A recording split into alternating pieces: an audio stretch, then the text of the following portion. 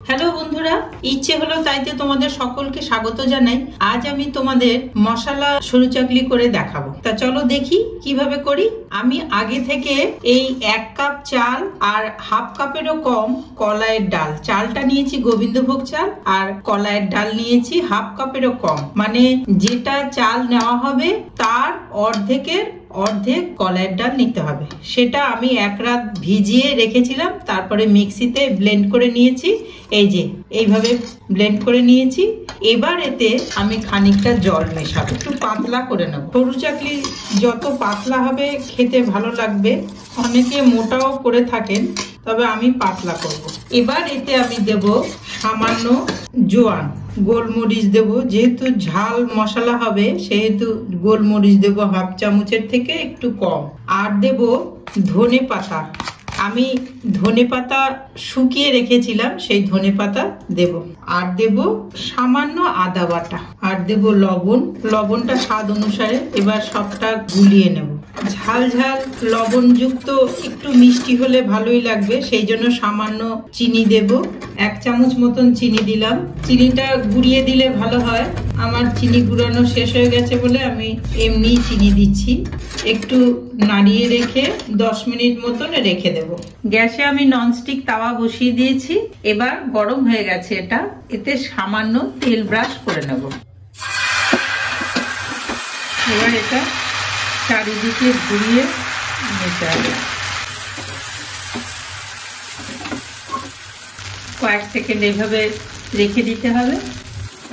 পুরোপুরি যখন ওপরটা শুকিয়ে আসবে তখন উঠিয়ে নিতে হবে। সরু চাকলি পিঠে একটু ধৈর্য নিয়ে করতে হবে, পাটিসাপটার মতন।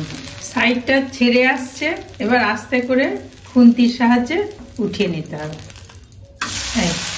কি সুন্দর ফুটো ফুটো জালি জালি হয়েছে, তার মানে একদম পারফেক্ট হয়েছে। এবার এটা উঠিয়ে নেব। উঠিয়ে এরকম একটা ঝাঁঝরির মধ্যে রেখে দেব। ঝাঁঝরির যে ফুটোটা আছে এখান থেকে গরম ধোঁয়াটা বেরিয়ে গেলে ঘেমে ভিজে যাবে না। আবার একটু তেল ব্রাশ করে নেব। আমি আর একটা করে দেখাচ্ছি।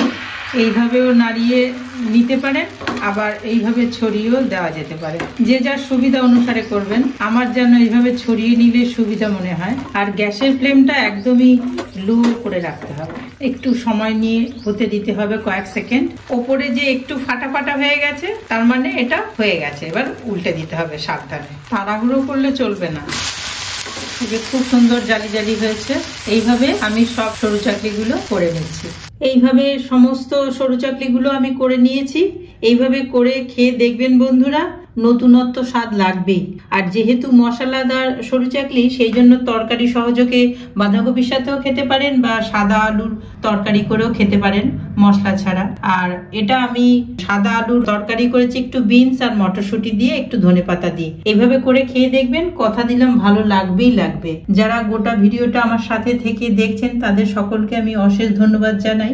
আর এইভাবে ভাজ করেও দিতে পারেন আপনার বাড়িতে গেস্ট এলে, আবার এইভাবেও সোজাভাবেও দিতে পারেন। এইভাবেও দুটো ভাজ করেও দিতে পারেন, যেভাবে আপনার ইচ্ছা। আমি দুইভাবেই দেখালাম, যেভাবে আপনার ইচ্ছা সেইভাবেই খেতে পারেন বা গেস্টকে দিতে পারেন। আর গোটা ভিডিওটা দেখলেন বলে সকলকে ধন্যবাদ জানাই আবারও।